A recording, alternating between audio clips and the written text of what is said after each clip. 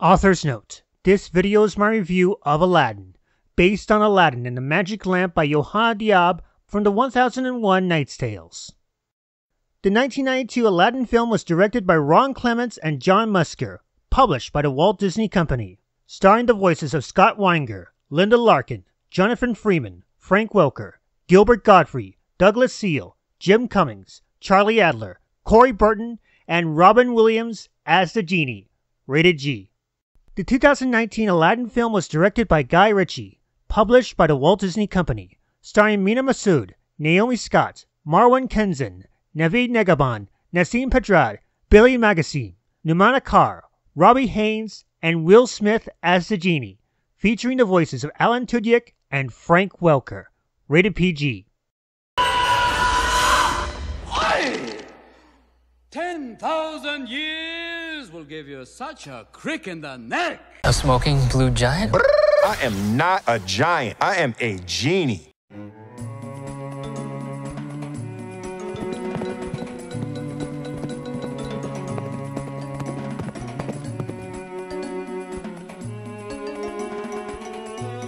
Well, I never thought it would lead to this. I get to review two versions of the famous Arabian Nights story. The tale of the boy who discovers a lamp, finds a magic genie, and is given 3 wishes to change his destiny. And we got 2 versions to review. Let's dive right in and take a look at these 2 versions of this 1001 Knight's Tale. I remember watching the original 1992 film when I was a kid. That and The Lion King was one of my favorite Disney films of all time, right ahead of many of the other Disney classics.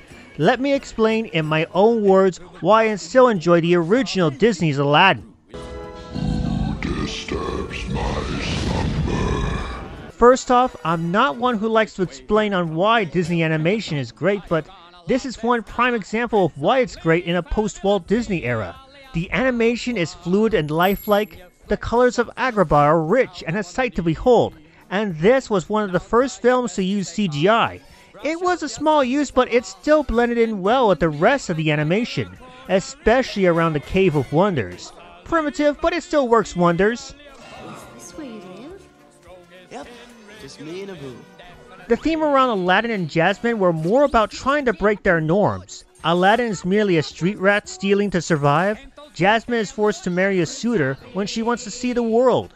But it seems love managed to get the hold of both characters, and yet I wound up relating to their problems. All they yearn for is being free from their class status.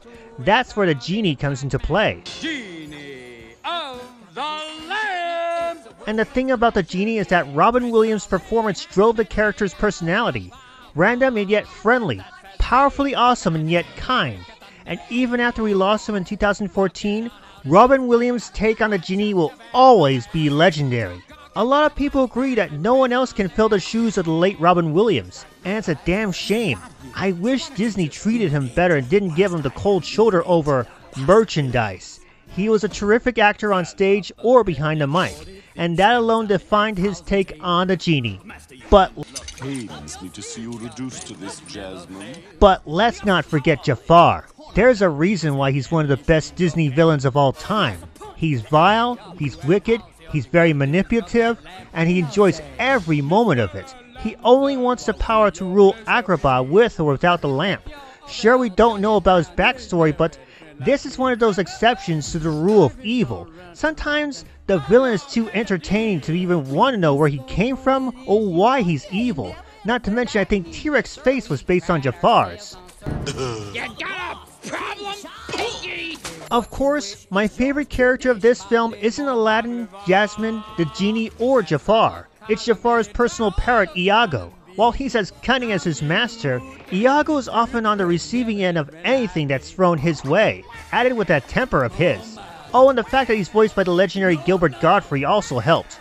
Because of his popularity, he played an important role in the return of Jafar and the Aladdin animated series. How's that for a little trivia? Yes.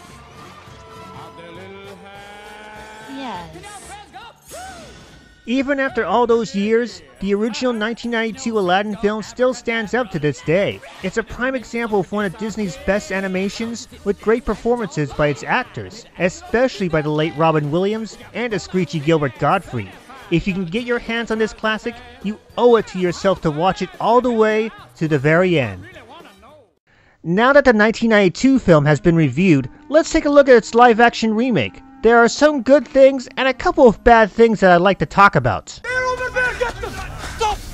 First off, if there was one thing the live-action film topped the animated film over, it was Agrabah. The entire city felt more lifelike, more vibrant, and richer in color.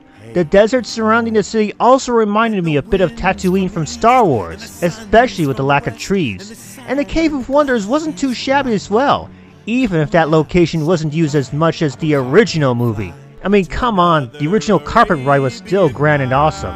You cannot just break into a palace like you own the place. If you don't have anything, you have to act like you own everything. Aladdin felt like the same character that was used in the original movie. It's just that he acts more like the Prince of Persia in terms of acrobatics. However, I have to say that the Jasmine of this movie is my personal favorite. She cares a lot about her people and wants to help them, even against her father's wishes.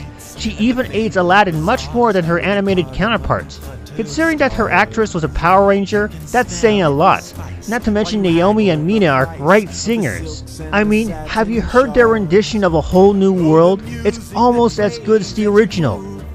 O great one who summons me, I stand by my oath, loyalty to wishes 3. I'm kidding. Watch this.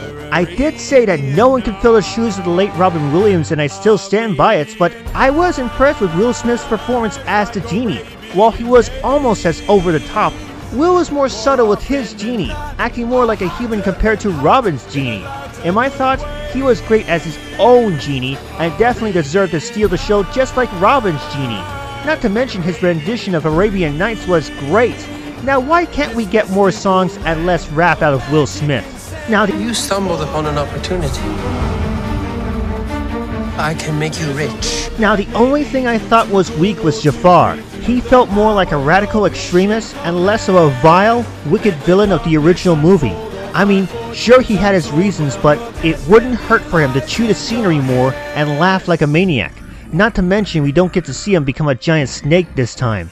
Also, I am disappointed in Iago becoming more of an ordinary parrot instead of a butt monkey like his animated counterparts, and I still miss Gilbert Godfrey as the squawking parrot.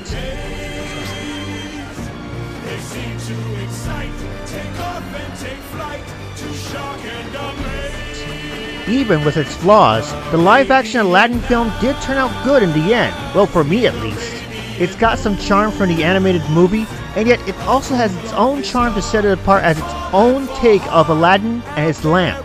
Maybe we might get a live-action Return of Jafar remake. Maybe.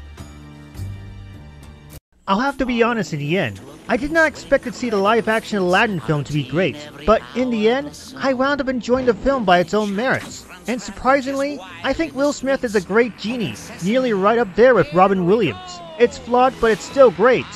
But still, you can't go wrong with the animated Aladdin film. Even to this day, the performers, animation, and music still hold up perfectly, and it's still one of the best to come out of the Walt Disney Company. And heck, Robin Williams still nailed it as a genie, even if Disney was stupid enough to break their agreement with him. I wish for the Nile. No way!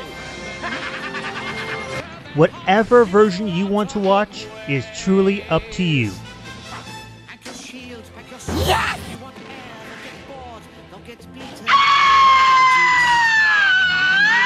Stop on by, hop a carpet and fly to another Arabian night.